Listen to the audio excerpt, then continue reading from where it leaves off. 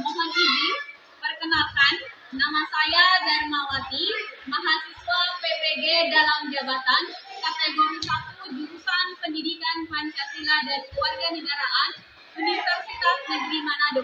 Nomor induk mahasiswa 22903559. Pada hari ini, Rabu 5 Oktober 2002, melaksanakan uji kinerja di PPD SMP Negeri 2 Parepare, Kota Parepare, Provinsi Sulawesi Selatan, dengan peserta didik kelas 71 dengan materi norma dan keadilan. Demikian, mohon bimbingan dan arahan dari Bapak Ibu dosen penguji. Waalaikumsalam warahmatullahi wabarakatuh. Selamat pagi anak-anak hebat Ibu. Baik, Bu. Bagaimana kabarnya hari ini? Baik. Sebelum kita memulai pembelajaran, alangkah baiknya kalau kita memulainya dengan berdoa. Sebelum kita belajar pada pagi hari ini, mari kita berdoa bersama-sama sesuai masing-masing. Berdoa dimulai. Berdoa. Oke, terima kasih. Jadi sebelum Ibu lanjut, Ibu mau absen dulu ya. Jadi yang Ibu sebut namanya, tolong angkat tangan. Emilia, Sophia, Raya, hadir Bu. Oke. Jadi untuk menambah semangat kita dan rasa nasionalisme kita supaya lebih dalam lagi, maka kita akan bernyanyi dulu ya. Nah, jadi kita akan menyanyikan salah satu lagu wajib nasional, yaitu Maju Tak Gentar. Jadi menyanyi dalam keadaan duduk siap dan semangat ya. Oke?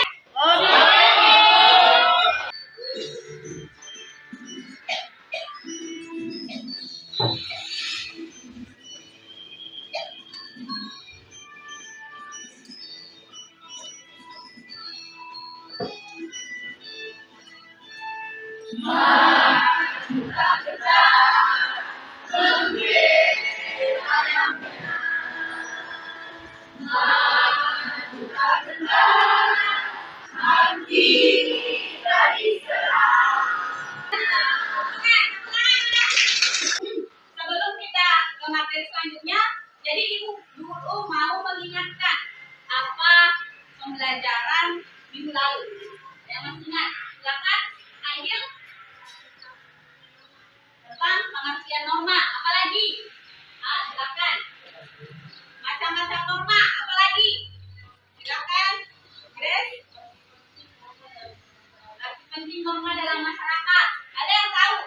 Ada berapa macam norma? Suraya? 4. Apa saja?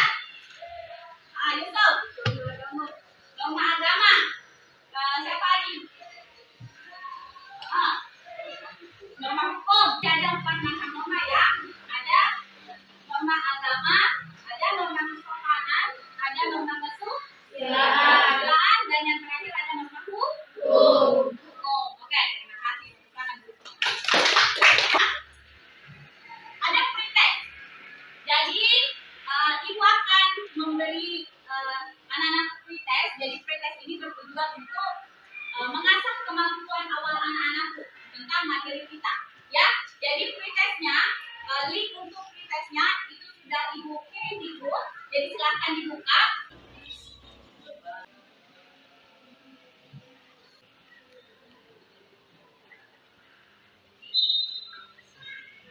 Perhatikan, jadi hasil dari pretest yang anak-anak kerjakan tadi di sini menunjukkan masih ada nilai yang 60-an. Nah, sedangkan KKM-nya kita yang 70-an. Nah, mudah-mudahan setelah proses pembelajaran yang kita lakukan, sudah bisa lebih dari 70 ya. Oke? Bisa ya? Nah, sekarang perhatikan layar. Jadi kita melakukan explaining dulu supaya tidak kaku, kita respon dan tidak terlalu tenang.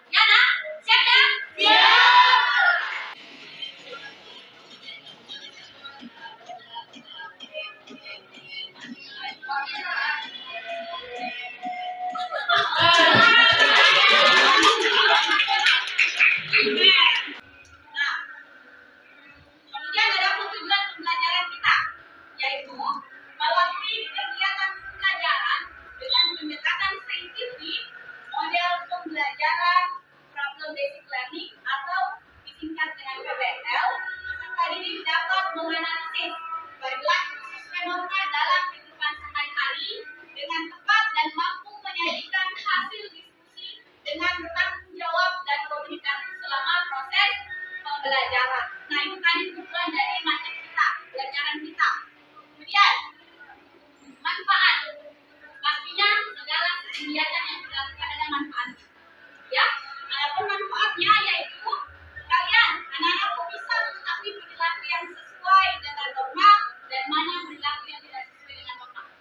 Kemudian yang kedua yaitu apa faktor penyebab terjadinya pelanggaran terhadap norma. Kemudian, nah, paham ya? Oke. Jadi kita akan membahas materi pokok dan submateri kita hari ini. Jadi materi pokok kita hari ini adalah norma dan keadilan. Jadi masih sama yang lalu. Kemudian yang materinya yang berbeda. Nah, jadi materi hari ini adalah perilaku yang sesuai norma dalam kehidupan sehari-hari.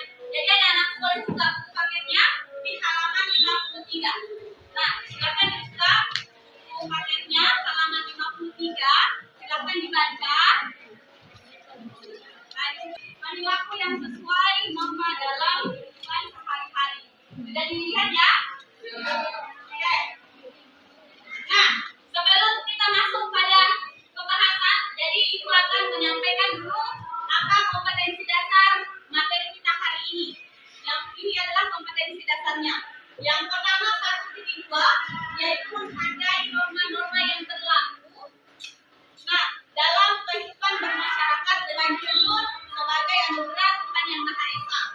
Kemudian yang kedua yaitu mematuhi norma-norma yang berlaku dalam kehidupan bermasyarakat memberikan keadilan. Kemudian yang ketiga titik dua menganalisis norma-norma yang berlaku dalam kehidupan bermasyarakat untuk mewujudkan keadilan. Dan 4.2 yaitu menunjukkan perilaku sesuai norma-norma yang berlaku dalam kehidupan bermasyarakat untuk mewujudkan keadilan. Ada yang namanya indikator pencapaian kompetensi. Nah, ada beberapa indikator ya. Yang pertama itu bersyukur atas keberadaan norma dalam kehidupan bermasyarakat, berbangsa dan bernegara. Kemudian yang kedua yaitu menyadari pentingnya menegakkan hukum untuk kehidupan bermasyarakat, berbangsa dan bernegara. Kemudian yang ketiga menganalisis perilaku sesuai norma dalam kehidupan sehari-hari. Dan yang keempat adalah menyajikan hasil telah perilaku sesuai norma dalam kehidupan sehari-hari. Nah, penilaian. Nah, seperti minggu lalu, Ibu selalu sampaikan bahwa ada 3 penilaian, yaitu penilaian sikap, pengetahuan, dan keterampilan. Nah, di sikap ada 2, yaitu spiritual dan sosial. Sekarang kita sudah masuk pada materi. Nah, ini materi kita perilaku sesuai norma dalam kehidupan sehari-hari. Nah, sekarang akan digambar. Di gambar nomor 1 itu menggambarkan perilaku apa? Yang sesuai atau tidak sesuai norma? Sesuai. Yang sesuai. Nah, itu termasuk norma apa? Norma. Kemudian yang kedua, ini masih yang sesuai atau tidak sesuai norma? Sesuai. Nah, ini termasuk norma apa? Sesuai.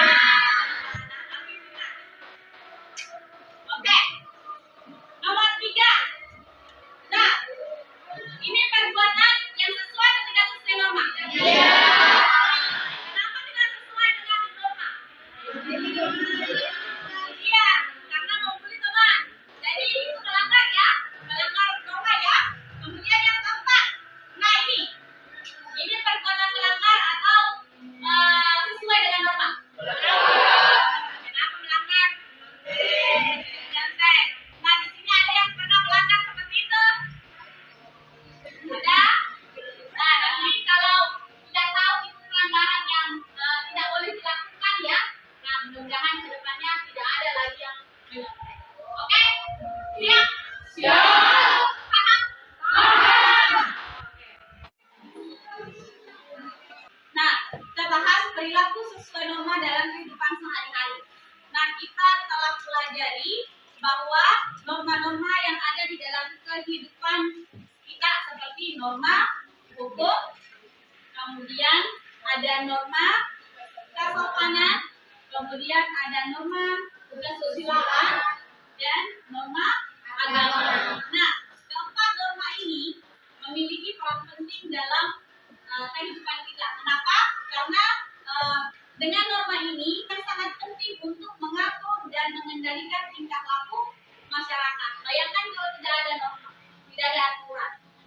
Pasangan kita kan banyak, tidak ada aturan, maka yang terjadi adalah kekacauan atau perkelahian di mana-mana. Nah, kemudian sikap patuh terhadap norma-norma yang berlaku dalam kehidupan bermasyarakat, berbangsa dan bernegara bukan lahir karena keadaan terpaksa. Ya, bukan lahir karena keadaan terpaksa, tetapi sikap patuh seharusnya muncul dari yang namanya kesadaran diri kita. Nah, kalian sebagai warga negara yang baik, kesadaran diri untuk patuh pada norma-norma yang berlaku dapat dibina dengan sikap dan budaya seperti itu. Nah, kita kembali dulu tadi ke ini. Bersikap patuh itu bukan lahir dalam keadaan terpaksa, tetapi sikap patuh seharusnya muncul dari kesadaran diri. Contohnya begini, kalau kita naik motor, kita kan pakai helm. Nah, kalau kita pakai helm, bukan karena kita takut untuk ditilang, tetapi karena kesadaran diri kita bahwa saya akan aman kalau memakai helm. Jadi tidak ada keterpaksaan.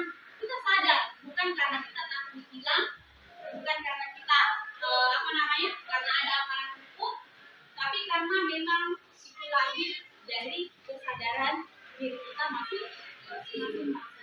Nah, kembali. Jadi sikap dan budaya seperti apa yang harus dibina? Ada 3 ya. Nah, ini yang pertama budaya malu, yaitu sikap malu jika melanggar aturan. Ada yang bisa memberikan contoh seperti apa ini? Nah, Suraya? Iya, gambar datang satu. Jadi ini adalah sikap yang harus kita tanamkan dalam diri kita masing-masing. Budaya malu namanya. Jadi kalau kita melakukan kesalahan kita akan malu. Kemudian ada budaya tertib, yaitu membiasakan bersikap tertib dimanapun kita berada. Ada yang bisa berikan contoh? Silakan mengantri. Jadi kita harus mengantri sesuai dengan nomor antrian kita. Tidak boleh menyerah. Ya. Nah, itu. Kemudian budaya bersih. Jadi bukan hanya bersih buat sampah, pada tempatnya dan sebagainya. Nah, budaya bersih yang dimaksudnya itu sikap untuk berkata dan berperilaku jujur. Ya, berperilaku jujur dan bersih dari tindakan-tindakan halal. Contohnya apa? Apa saja? Menyontek. Ya. Jadi jangan menyontek. Karena kalian kan sudah tahu bahwa anak-anak pun sudah tahu bahwa menyontek adalah perbuatan yang melanggar norma. Ya. Nah, paham ya? Atau ada yang mau ditanyakan? Tidak ada. Paham? Nah, Ibu mau tanya, apakah anak-anak ini masih melihat banyak sekali pelanggaran norma yang ada di masyarakat? Nah, apa salah satunya? Apa lagi? Melanggar peraturan lalu lintas. Apa lagi? Nah, jadi banyak sekali yang melanggar aturan, yang melanggar norma, tetapi kita tidak tahu apa penyebabnya. Ya, kita lihat dari sini. Jadi ada beberapa penyebab atau kurangnya kesadaran terhadap norma. Yang pertama itu dari faktor pribadi.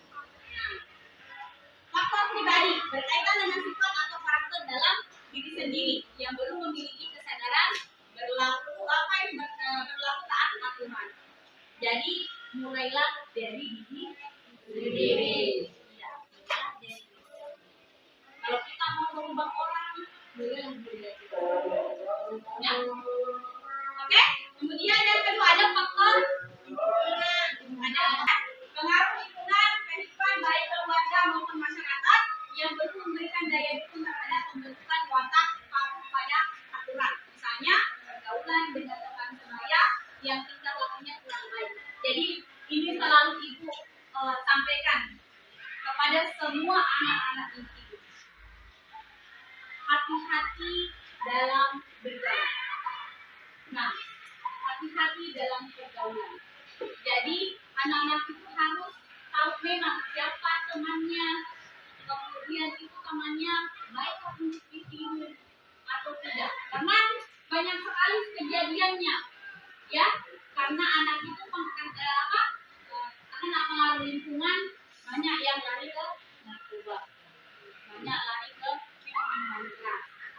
juga yang putus sekolah merokok, iya, masih pakai baju seragam, merokok.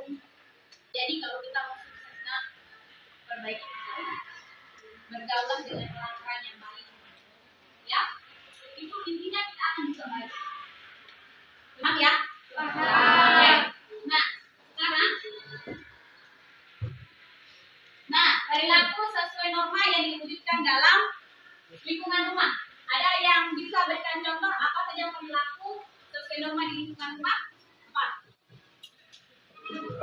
Membantu orang tua. Nah, ini ada beberapa yang ibu tampilkan. Nah, sebenarnya banyak ya contoh-contohnya. Jadi ini hanya beberapa yang ibu berikan. Sekarang, perilaku norma yang dapat diwujudkan di lingkungan sekolah. Kalian bisa menghormati guru, apalagi ada beberapa perilaku yang sesuai norma di lingkungan sekolah. Kemudian perilaku sesuai norma yang dapat diwujudkan di lingkungan masyarakat. Siapa? Nah, mengucapkan permisi ketika lewat. Nah, ini contoh-contohnya, ya. Yaitu mengucapkan permisi ketika melintasi orang yang lebih tua. Kemudian kita ice breaking kembali. Yang putih itu untuk ibu, yang merah untuk anak-anakku, dan yang kuning kita sama-sama. Oke? Bisa dimulai? Bisa. Mana di mana anak cerdas ibu? Anak cerdas ibu, ada di kelas ini. Mana di mana anak hebat ibu? Anak hebat ibu, ada di kelas ini. PPKN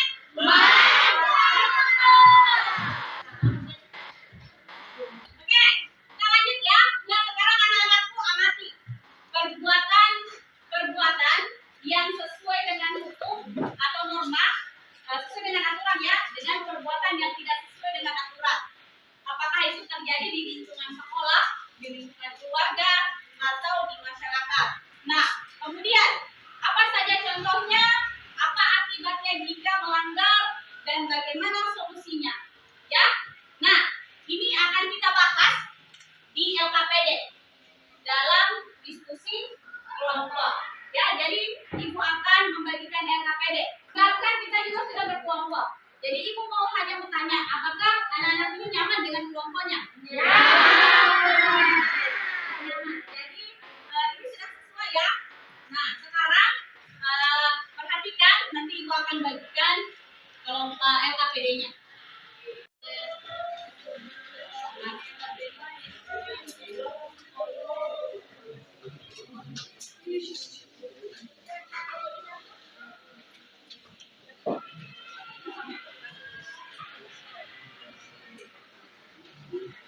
Sudah dapat semua?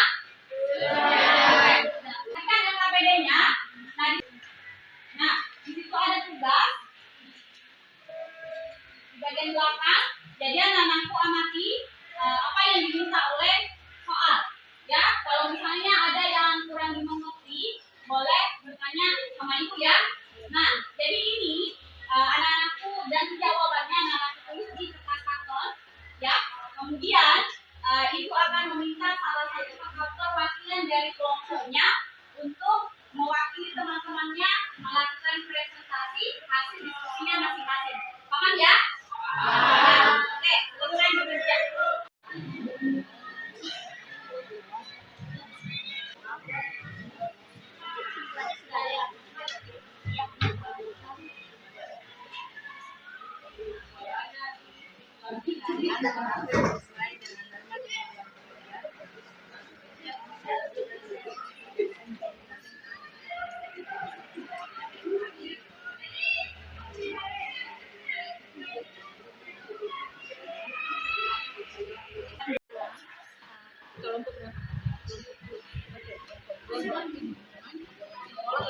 Nah, sekarang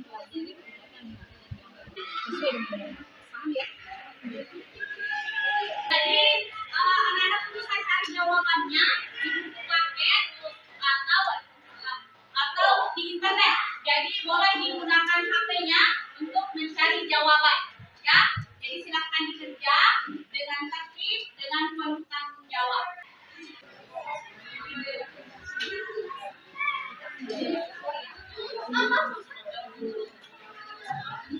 yang kalian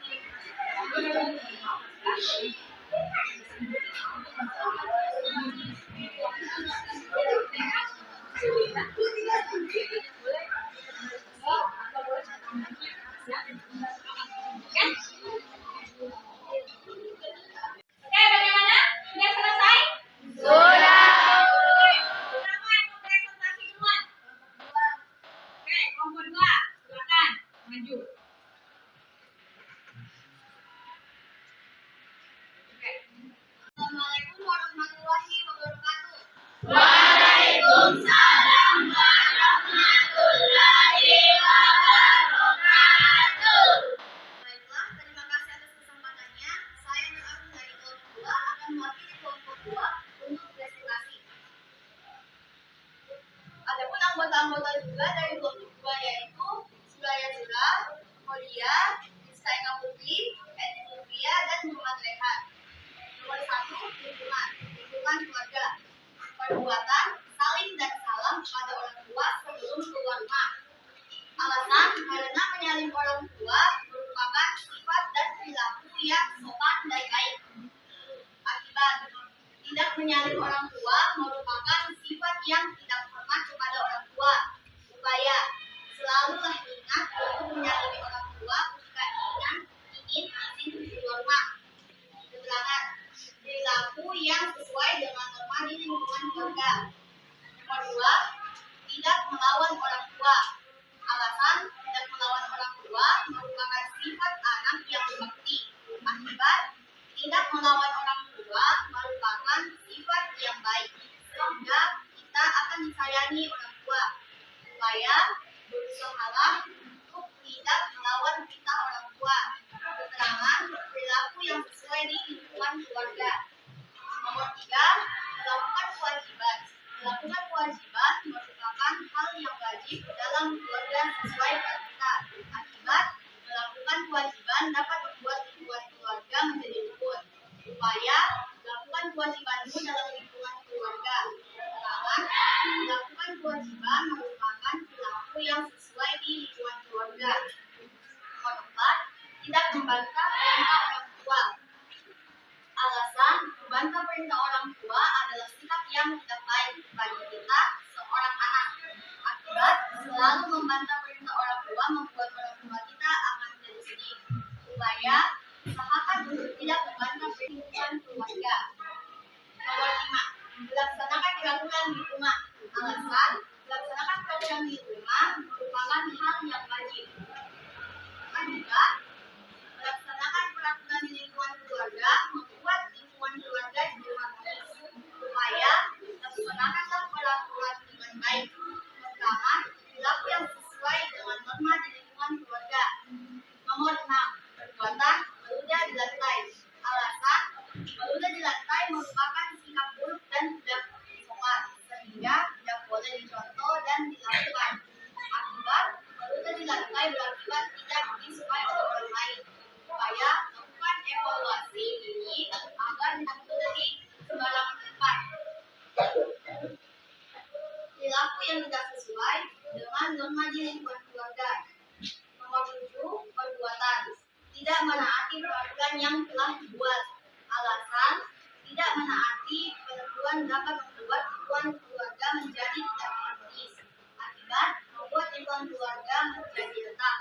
Upaya taatlah selalu peraturan karena perilaku yang tidak sesuai dengan norma di lingkungan. Dan kesimpulannya adalah lakukan perbuatan dan perilaku yang sesuai norma agar itu terus rukun dan juga harmonis, baik itu di lingkungan keluarga, lingkungan sekolah, dan lingkungan masyarakat. Patuhi norma karena norma adalah aturan maupun ketentuan yang sifatnya mengikat suatu kelompok orang dalam masyarakat. Sekian presentasi saya. Apakah ada pertanyaan?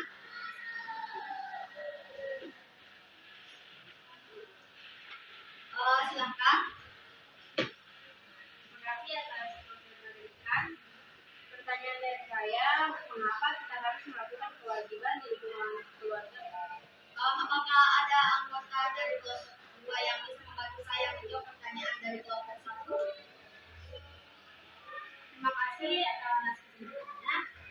baik, kita harus melakukan kewajiban di lingkungan keluarga agar kita dapat memperoleh hak. Selain itu, dengan melakukan kewajiban di lingkungan keluarga sesuai peran kita, maka dapat membuat hubungan keluarga menjadi rukun dan harmonis. Apakah kelompok 1 kuat dengan jawaban ini? Ya.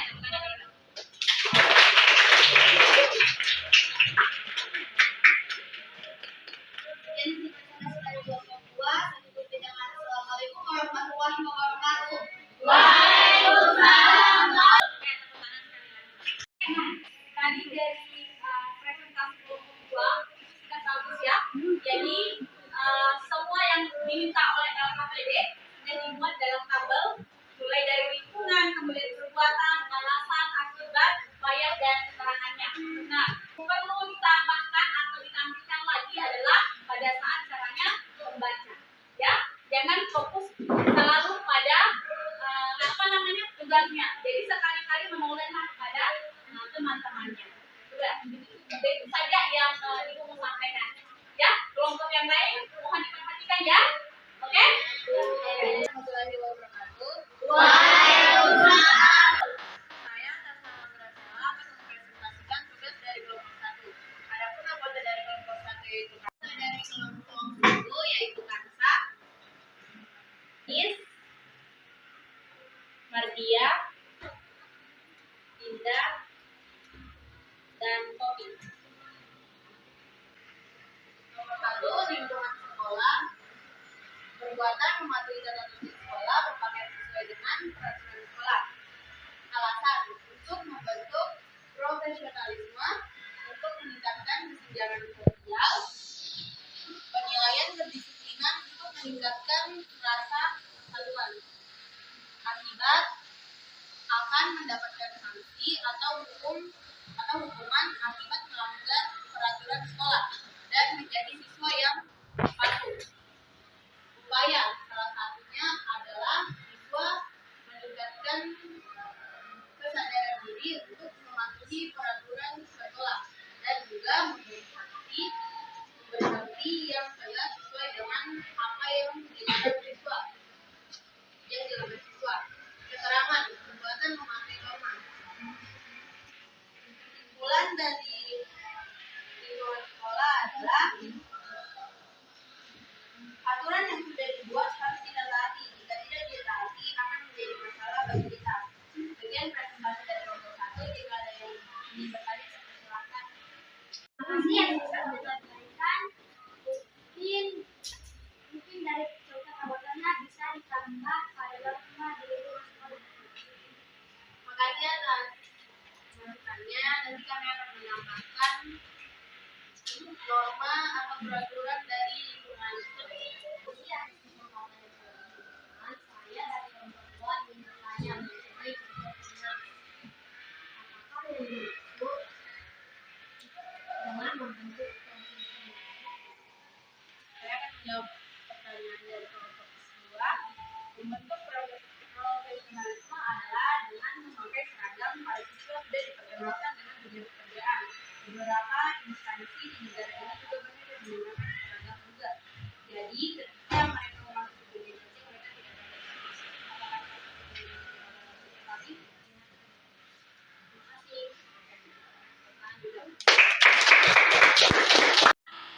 Dari kelompok 1 tadi, saya setuju dengan pendapatnya kelompok 3, yaitu Aidil, bahwa mungkin bisa ditambahkan lagi contoh-contoh perbuatan yang mematuhi norma di lingkungan sekolah. Nah, di sini kan kita lihat hanya satu ya, yaitu berpakaian sesuai dengan peraturan sekolah. Kan masih banyak contoh-contoh yang bisa diambil kan.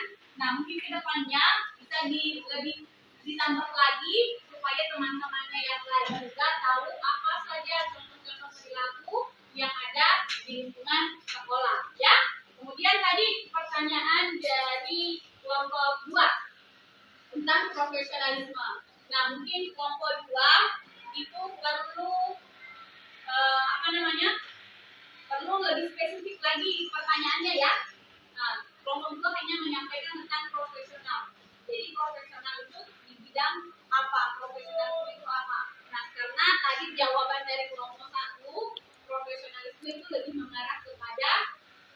tadi berpakaian, ya. Jadi mungkin lebih spesifik lagi profesional itu seperti apa? Apakah secara umum atau yang diminta itu secara khusus? Oke, paham? Paham. Ada yang bisa memberikan kesimpulan tentang materi kita hari ini?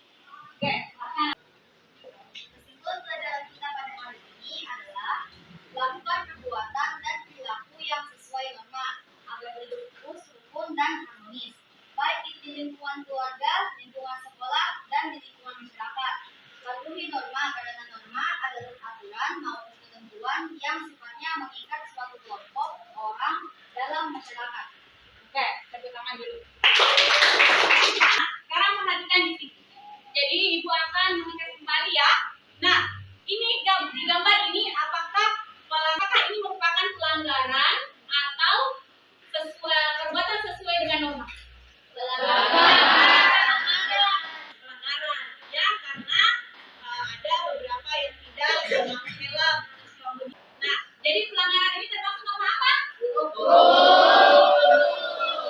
Nah, sekarang ini termasuk pelanggaran atau perilaku yang sesuai norma? Sesuai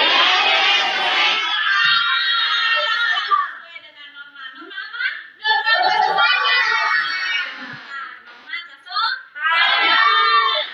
Di sini ada kesimpulan dari pembelajaran kita. Penerapan norma di lingkungan keluarga memiliki tujuan yaitu menciptakan keluarga yang harmonis dan sejahtera. Ya kan, kalau kita menaati aturan di dalam keluarga kita, pasti keluarga kita akan harmonis dan sejahtera. Jadi jauh dari pertengkaran.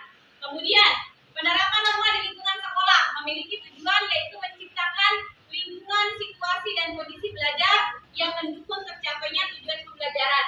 Kemudian penerapan norma di lingkungan masyarakat memiliki tujuan yaitu untuk mengatur perilaku setiap warga serta hubungan antar warga negara yang jumlahnya sangat banyak dan memiliki latar belakang yang majemuk yang berbeda-beda.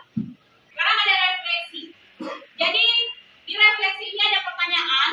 Nanti ibu akan bagikan. Nanti dicatat. Nah, ini adalah pertanyaannya, apa hal yang paling Anda kuasai setelah pembelajaran ini? Kemudian apa hal yang belum Anda kuasai setelah pembelajaran ini? Kemudian yang ketiga, apa hal yang masih membingungkan dari pembelajaran ini? Nah, jadi refleksinya seperti ini. Ada jurnal refleksi, ada 3 pertanyaan sesuai dengan di atas. Kemudian di sini ada penilaian diri, ya. Nah, ibu akan jelaskan. Di sini ada penilaian diri. Jadi silakan nilai dirinya masing-masing, ya. Kemudian ada penilaian teman sebaya. Jadi silakan pilih salah satu temannya yang akan dinilai, ya. Kemudian di sini ada lembar pertanyaan untuk peserta didik. Jadi di sini ada pertanyaan, ada emoji.